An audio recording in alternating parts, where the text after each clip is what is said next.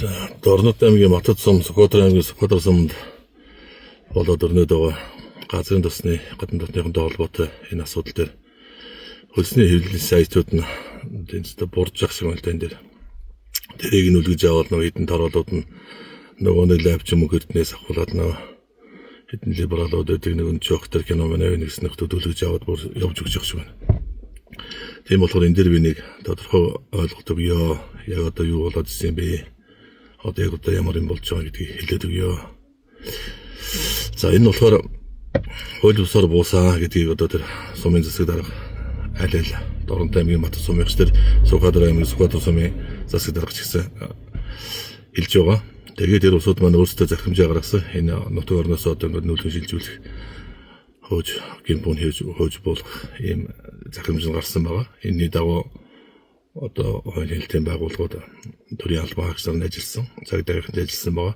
За манай хэд очиж бол энэ газар дээр нь малчтын дуудлагаар очсон засаг дарга иргэдийн хурлын ч гэсэн бас орон нутгийн иргэд нь хамтарч ажилласан нийгэм биелэл болгож өгөөч гэсэн тэрний дагуу очиж бичлэг лайв хийсэн байгаа.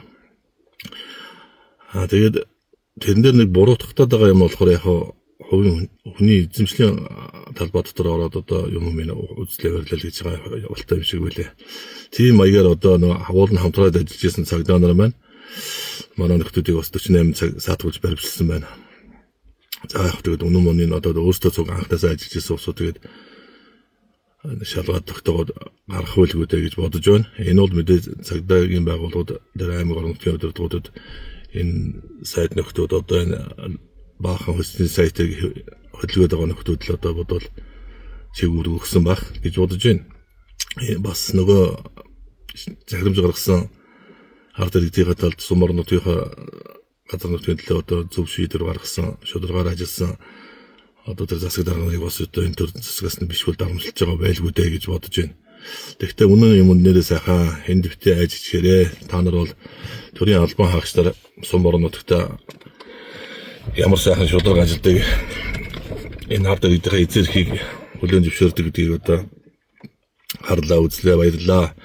Энэ дээр бас одоо бизнес төсөлтөд бичвэрийн төсөлтөд байсан 4-5 нөхдүүдийг тэр Дорнот аймгаас аваа явсан гадаад иргэн харьяатынхаа бас баярлаа.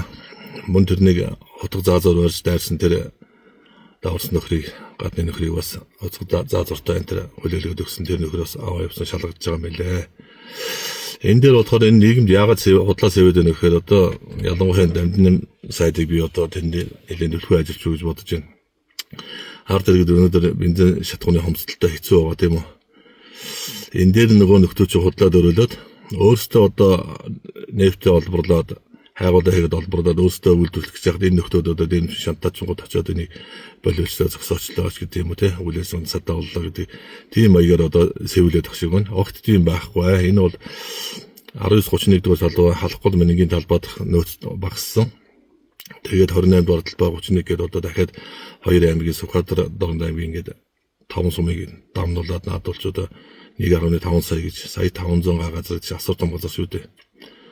Одоо харахаар бодвол одоо уртаашаа 150 өргөшөө 100 км хэмжээний тийм том удам нутгийг одоо дахиад л өрөндүүлэх гэж олборлуулах гэж байгаа юм шиг байна л да. Яг тэгээд хачир дээрээс үлдээ өөрсдөө үйлдвэрээ барьдаг нөөцгүй болоод ингээд сууж явах үедээ бид өөрсдөө энэ улсууд маань өнөөдрийг хүртэл одоо энэ байгаль экологийг хамгаалж, тэр менингийн далаа хамгаалж, олон жил хууль бус үйл ажиллагааны тасан зогсоож, одоо хууль хүчний байгууллагатай хамтарч шүүхтээр хүртэл одоо ингээд торгуулийн тавиулаад өнөөдөр хүртэл явсан улсууд байгаа. Тэгэхээр ийм худал ташаа мэдээлэлд битээ автаач ээ. Үнэн юм бол тэгэл үнэнгээрээ одоо худал хэдийн хурдан ч гэсэн өнөөдөр арга түмний дахин угааж гисэн үнэн юм тэгээд царгоод үлддэг юм шүү. Бид одоо энэ олон жил 30 жил одоо газрын тусаа ямар хямд үнээр гаргасан бэлээ. Өнөөдөр дахиад ямар том талбай өгч байгаа юм бэ? Бид өөрсдөө хизээ нэг цагт үйлдвэрээ барина. Тэр цагт бид нар өөрсдөө нөөцгүй болчих үү дээ гэдэг нэг аюултай юм биш үү? Энийг сайн ухаараарай. Тэгээд одоо уул нь одоо засаг даргын захирамж гараад тэр захирамжийн дагуу одоо хууль хүчний байгууллага юм ажиллаж явах хэвээр.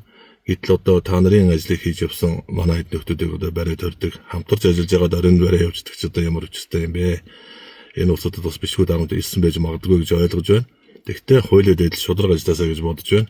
Энэ бисгий цааш энэ нөхдүүдэд энэ хулгайчлаа өөрчлөн гадны дотны гар бүл болсон нөхдүүдэд өргөөдөг. ерөөсөө наадвал чи юу үсэвдэг. Одоо тэр халзан бүрэгдээд байгаа тэр ховдын ард түмэн яаж тэмцэж байна тийм ээ. Тэр ховд голын газар ховд гол хар нуурын сав газарт одоо хүнд металл олборлуулахгүй гэдэг одоо өнөөдөр хүртэл тэмцэж илэн. Тэгэхэд өнөөдөр улсын хөгжлийн хоосон татсан Монголоочлаа өрсөлдөөл одоо хөвдгийг хилүүлэл явж байна. Одоо халахгүй миний талыг хичнээн жил ухуулсан энэ усууд юу болж үлдсэн. Өнөөдөр дахиад энэ шинэ газар ухуулмаар байна. Энэ сумын хэрэгцээний газар, хатрын газар тийм ээ. Хатлан тариалангийн газар нутгийг өнөөдөр ингэмэрг байна гэдэг энэ ард хэрэгцсэн бас хөрхий босоод дуурайд байна шүү дээ. Ийм болж байна. Тэгээд үн зөөр нь одоо шийдэглээд манай эдийн хурдны яалтаас суллах байхаа гэдгийг одоо харж хүлээж байна. Уул нь хамтрааж ажилласан тэр албан хаагч нарт одоо цагдаагийнхан болон тэр гадаад иргэн харьяатынхан байгаль орчны байцаагч сумын засаг дарга нарт үнэн зөв шийдвэр гаргасанд баярлалаа. Энэ мэдээллийг цаашаа түгээгээд өгөөрэй гэж хүсье да.